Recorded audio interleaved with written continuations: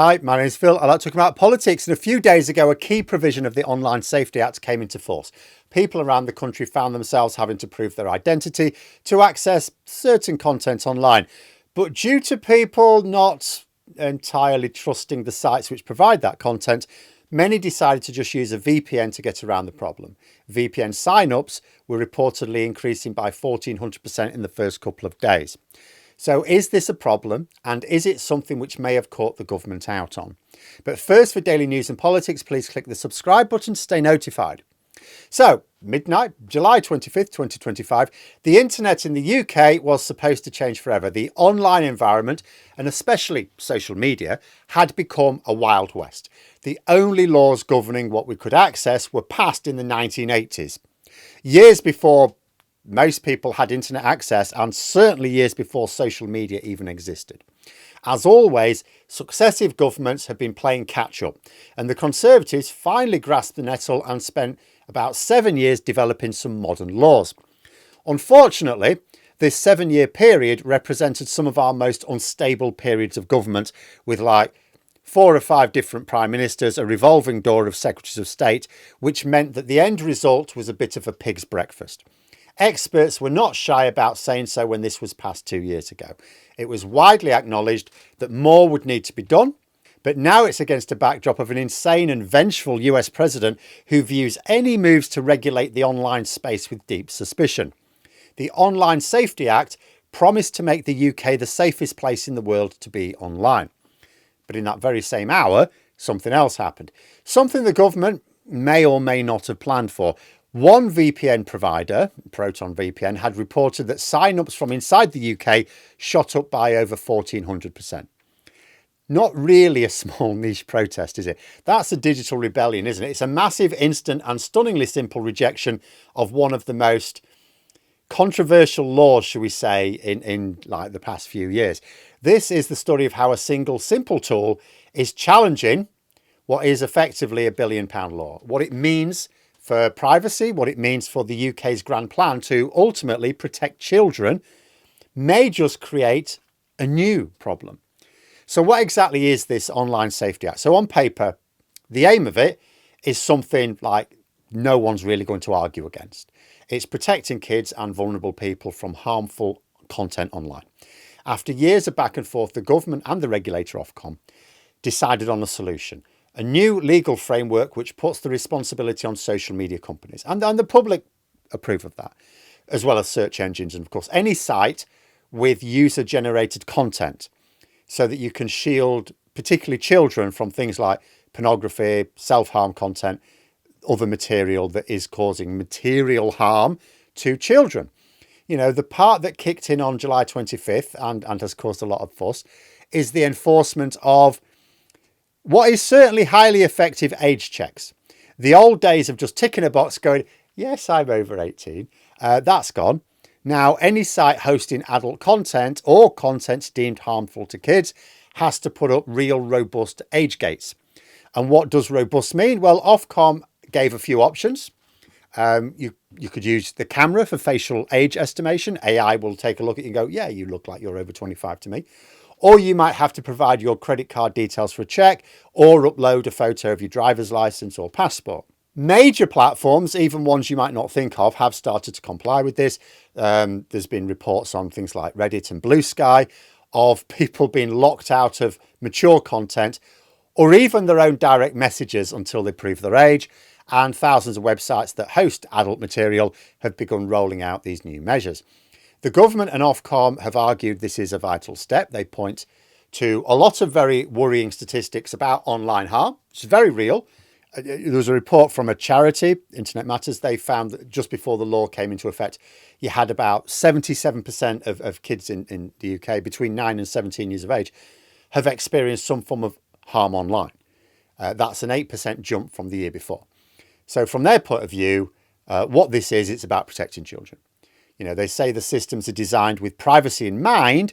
The adult sites don't get your ID. They just get a yes or no from a verification service. And I'm going to say, so I personally am a believer in responsibility going hand in hand with freedom. So any law, of course, constricts your freedoms. And that will also include potentially the freedoms of people who are just doing something perfectly innocently. But the idea is that a law should have some net good for society. So what is the justification for this restriction? And sometimes it may restrict people, as I say, from genuinely harmless activities. But here we do have a genuine problem with children accessing content which is warping their own sense of self-worth and relationships with others. It's incredibly damaging. So in theory, I'm fine with a system which protects kids from certain types of content if it means a bit of extra hassle for adults who want to access that content. And also I'll say, I'm online a lot. I've not been asked to verify my age for anything. So I'm not sure what you guys are looking up if you're being clobbered. And also, no, I've never used a VPN. I'm a good boy. But that is my view. Other people have a different view, especially as there are genuine fears that the system is designed not as securely as people would like. People may think to themselves, okay, it's all right saying that site doesn't get my details, but there's a verification service here. How do I know that my details are not going to be leaked? Because we've had lots of stories over the last few years of private data being hacked and being leaked online. And that's where the whole plan starts to come apart a bit. Because while the government was building these digital walls, what a lot of people did was immediately find a digital rope ladder. The public's reaction wasn't exactly full acceptance. It was quite a loud, resounding and technical, no thank you. The number that tells the whole story comes from Proton VPN. As I say, it's a privacy service. They've clocked an hourly increase in new UK signups over the first couple of days of over 1,400%, starting the moment the law went live. And I've known people myself who've basically they've tried to access something. Oh, yeah, I'm not doing that. VPN. Google Trends data shows the same sort of story. Searches for the term VPN absolutely blew up. So it's not just about one thing here. Privacy advocates and just ordinary people are concerned about this law. Critics have called the age checks methods invasive, a bit of a privacy disaster. And creating a new security risk. As one person put on the BBC, I saw, it's okay, yeah, I can give my sensitive information to some random unproven company, or I can use a VPN. And the fear is fairly simple. Forcing loads of websites to handle extremely sensitive personal information creates a potential target for hackers. So, companies who, for example, run adult sites have already said that these checks are ineffective. They're fairly haphazard. They're quite dangerous. They've argued that they actually put users' safety at risk. Now, there's an extent to which any company that has to go to a load of hassle like this is going to really egg it on. But, they've also pointed out, some people have pointed out that you've had similar laws passed in some United states, and all users did was just move to non-compliant, less safe websites as well. And what we've seen in this country is this massive rush for VPNs, which demonstrates a breakdown of trust, because a lot of people would be seized of the need to protect children online, but they're looking at it and going, okay, I could go to the hassle of uploading this photo or whatever it is, but I don't trust it, so I'm going to use a VPN, which suggests that there is a huge number of people in the UK who are more concerned by the solution than they are of the problem, particularly as that problem doesn't affect them personally unless they are a parent. A spokesperson for this Proton VPN was saying that the surge is showing that adults are concerned about the impact age verification laws have on their privacy. It was an immediate, widespread move. It's not something where there's a bit of a trickle and then as people caught on or heard about it. This was instant, an instant move to just get VPNs, sign up for VPNs. And it shows that the public are not seeing it as a safety measure. They're seeing it as a encroaching on their personal privacy and online freedom. So the government suddenly found itself in a bit of a digital standoff.